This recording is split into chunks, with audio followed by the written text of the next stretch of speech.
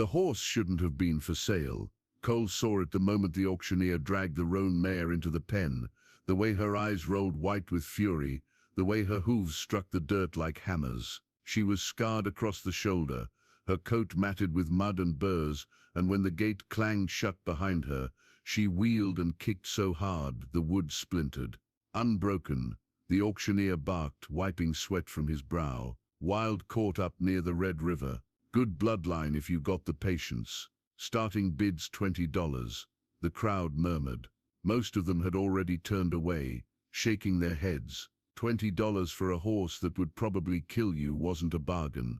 It was a burial fee. But Cole didn't move. He stood at the edge of the pen, his hand resting on the weathered rail, and watched the mare circle. She moved like lightning trapped in muscle, all fury and no direction. But there was something else too, something in the way she paused at the far corner, nostrils flaring, scanning the crowd as if she were looking for someone. $20, Cole said quietly. The auctioneer blinked. You serious, mister? $20. No one else bid. The auctioneer shrugged and brought the gavel down. Sold. Cole paid in cash, counted out from a worn leather pouch, and the auctioneer gave him a look that said your funeral. But Cole didn't care. He'd been alone for 6 years now, drifting from ranch to ranch, town to town, carrying nothing but a bedroll and a name that didn't mean anything to anyone. He'd learned to live with ghosts. Maybe this horse had too. He approached the pen slowly, hands loose at his sides, and the mare's ears flattened. She snorted, stamping, daring him to come closer. Easy, Cole murmured. I'm not here to break you. She didn't believe him, but she didn't charge either. It took him an hour to get a rope around her neck, and another hour to lead her out of town. She fought him the whole way, pulling and rearing, but Cole held steady, speaking low, never yanking, never forcing. By the time they reached the open prairie, the sun was sinking into the horizon, painting the sky red and gold. Cole made camp in a dry wash, tying the mare's lead to a scrub oak. She paced in circles, eyes wild, and he watched her from across the fire, chewing on a strip of jerky. You got a name? He asked. She didn't answer, but as the darkness settled around them, she finally stopped pacing. She stood at the edge of the firelight, head low, breathing hard, and Cole thought he saw something flicker in her eyes. Not trust, not yet, but recognition, like she'd been waiting for him too. When he woke at dawn, the mare was gone. The lead rope hung limp from the tree,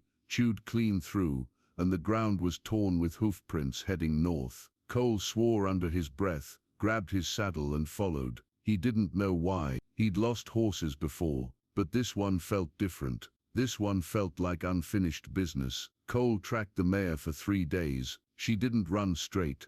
She moved in wide, looping circles, doubling back on her own trail, stopping to graze, and then bolting again as if something kept pulling her forward. Cole followed at a distance, reading the signs in the dust, the depth of her hoofprints, the places where she'd paused to drink, the way she favored her left hind leg when the ground turned rocky. She was heading somewhere. He was sure of it now. On the 3rd day, the land began to change. The flat prairie gave way to rolling hills, dotted with juniper and cottonwood, and in the distance, Cole saw smoke rising from a chimney. A homestead, small, weathered, tucked into a crease in the hills like it had been there since the land was born. The mare's trail led straight to it. Cole slowed, his jaw tightening. He didn't like approaching strangers, didn't like the questions that came with it, the scrutiny. But the mare's hoofprints were fresh, and he could see her now, standing in the yard near a water trough,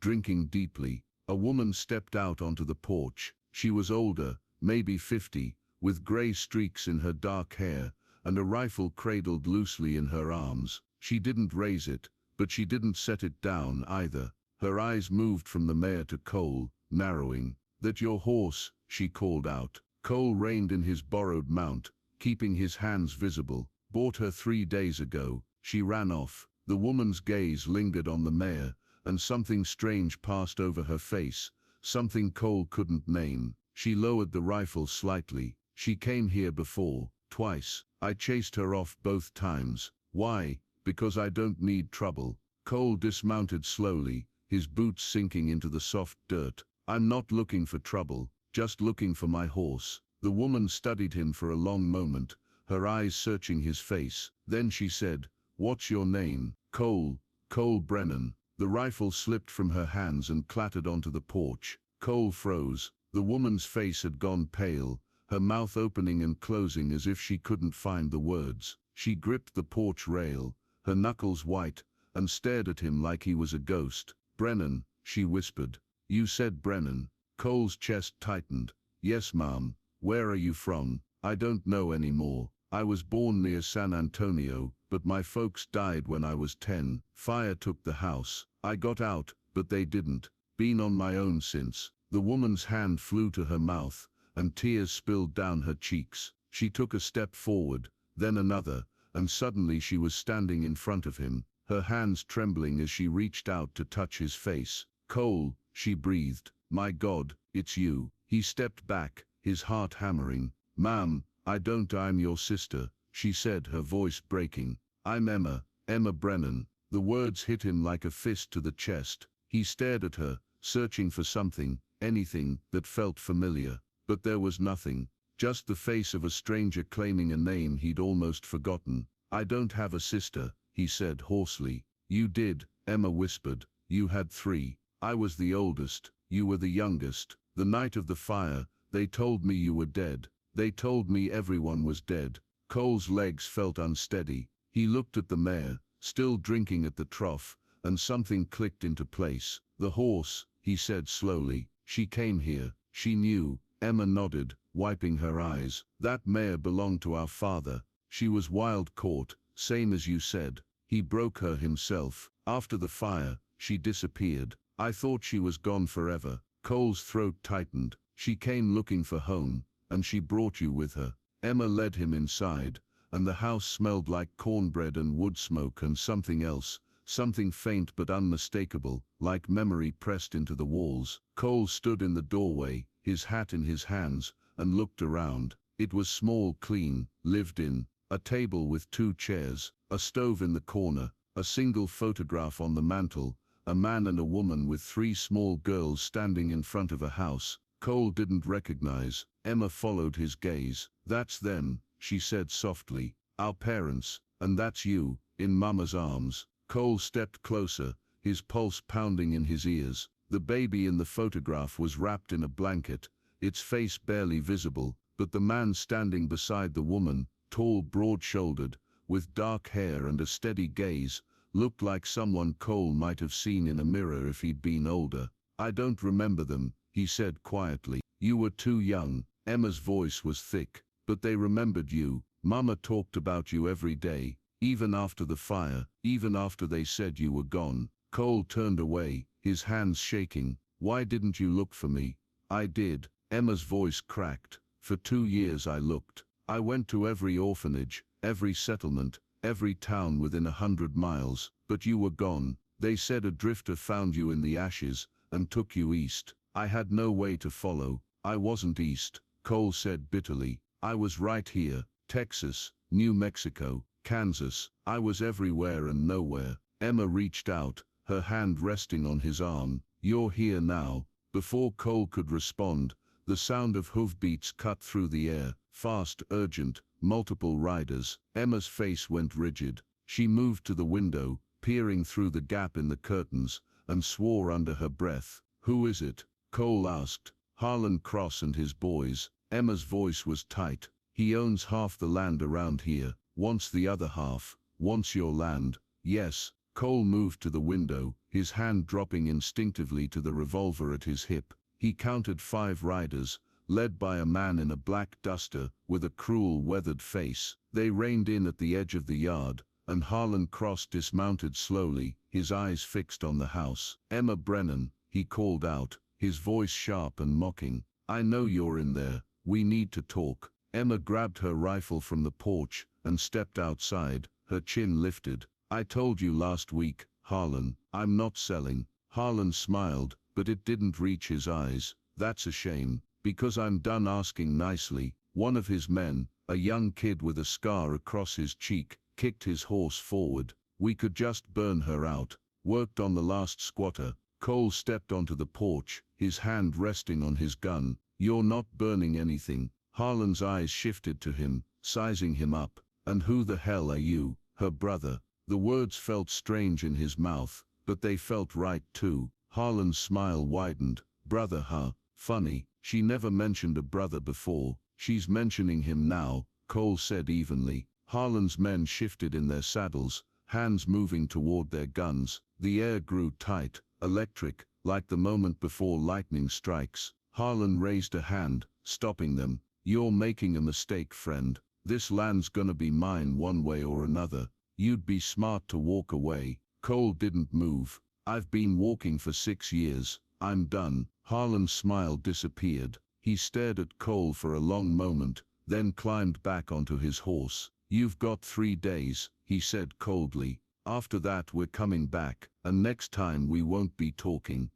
He wheeled his horse around, and his men followed. They rode off in a cloud of dust, and the silence they left behind felt heavier than the threat. Emma lowered her rifle, her hands trembling. "You didn't have to do that." Cole looked at her, and for the first time in 6 years, he felt something crack open inside him. "Yes," he said quietly, "I did." They sat on the porch as the sun dipped low, painting the hills in shades of amber and violet. The mare stood nearby, calm now, her head lowered as she grazed. Emma had made coffee, strong and bitter, and they drank in silence for a long time before either of them spoke. "Tell me about them," Cole said finally. "Our parents." Emma smiled, but it was sad. "Mama was stubborn, like you. She used to say she could outwork any man in Texas, and she was probably right. Papa was quieter. He loved horses, spent half his life trying to gentle wild ones." She glanced at the mare. "That one was his favorite." "What was her name?" "Star, because of the mark on her forehead." Emma pointed, and Cole saw it, a faint white blaze, almost hidden beneath the dirt. "He said she was the smartest horse he'd ever seen. Said she'd always find her way home." Cole's throat tightened. "She did." Emma nodded. "She did." They fell silent again, and Cole stared out at the darkening hills, trying to piece together the fragments of a life he didn't remember. "What happened to the others?" he asked. "Our sisters." Emma's face crumpled. "Fever took them. Both of them, 2 winters after the fire. I tried to keep them alive, but I was just a kid myself. I didn't know how." Cole set his cup down, his hands balling into fists. "I should have been here. You didn't know. I should have known." Emma reached over and took his hand, squeezing it tightly. "You were 10 years old, Cole. You survived. That's what matters." He looked at her, and for the first time, he let himself see it, the resemblance, the shape of her eyes, the way she held herself, the way her voice softened when she spoke about their parents. She was telling the truth, and he wasn't alone anymore. "I don't know how to do this," he said quietly. "I don't know how to be part of something." "You don't have to know," Emma said. "You just have to stay." Cole swallowed hard, his chest aching. He'd spent 6 years drifting, because it was easier than risking the pain of losing someone again. But sitting here now, with his sister beside him, and the mare grazing in the yard, he realized something. He'd already lost everything once, and he was still here. 3 days, he said. Harlan said 3 days. Emma nodded. "He means it. He's burned out 2 families already. No one stopped him. I'll stop him." "Cole, you can't." "I can." He looked at her, his jaw set. "I didn't come this far to lose you again." Emma's eyes filled with tears, but she didn't argue. She just nodded and squeezed his hand tighter. They sat together as the stars came out, and for the first time in 6 years, Cole felt something he'd thought was gone forever.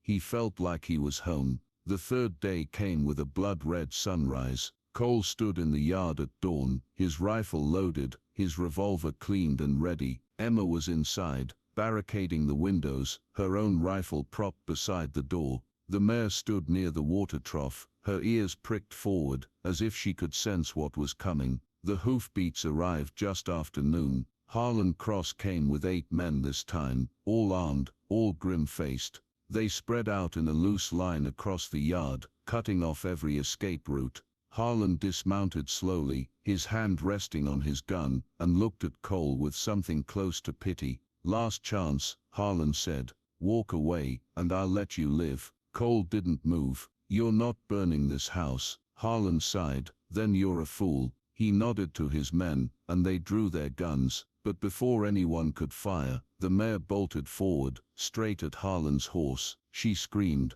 a wild, furious sound, and reared up, her hooves slashing the air. Harlan's horse panicked, throwing him sideways, and chaos erupted. Cole moved. He fired twice, one shot, taking the gun from the hand of the nearest rider, the other splintering the stock of a rifle. Emma stepped onto the porch, her own rifle raised, and fired a warning shot over Harlan's head. Next one's through your chest, she called out. Harlan scrambled to his feet, his face twisted with rage, but his men were already pulling back, spooked by the mare's fury and the crack of gunfire. One of them shouted, "This ain't worth it, Harlan." Another kicked his horse and bolted. Harlan stood alone in the yard, breathing hard, his hand hovering over his gun. He looked at Cole, at Emma, at the mare still stamping and snorting between them. "This isn't over," he spat. "Yes," Cole said quietly, "it is." Harlan's jaw worked. Then he turned, climbed onto his horse, and rode off without another word. The silence that followed was deafening. Cole lowered his rifle, his hands shaking with adrenaline, and turned to Emma. She was staring at him, her face pale, and then suddenly she was laughing, a wild, breathless sound that turned into tears. "We did it," she whispered. "We actually did it." Cole nodded, his chest tight. "Yeah, we did." The mare walked over to him, her head lowered, and nudged his shoulder gently. Cole reached up and touched her neck, his fingers brushing the faint white star. "Thank you," he murmured. She huffed softly, as if to say you're welcome. 2 years later, the homestead had grown. A new barn stood where the old one had collapsed, and a corral stretched across the yard, filled with horses, wild ones, mostly, brought in by Cole and gentled with patience. Emma had planted a garden, and the smell of fresh bread drifted from the open window most mornings. The mare's star had foaled that spring, a strong colt with his mother's fire and his grandfather's steady gaze. Cole had promised Emma he'd keep the bloodline going, and he meant it. Harlan Cross had never come back. Word was he'd moved east, nursing a grudge and a broken reputation. No one mourned his leaving, and Cole Brennan, the drifter who'd spent 6 years alone, finally had a name that meant something. He had a sister, he had a home, he had a future. And every morning, when he walked out into the yard and saw Star grazing in the sunlight, he remembered the day she'd led him here, wild, scarred and searching for something she'd lost. Just like him, the morning light spills across the homestead as Cole stands beside Star and her colt, Emma watching from the porch, and the hills stretch endlessly beyond, home at last.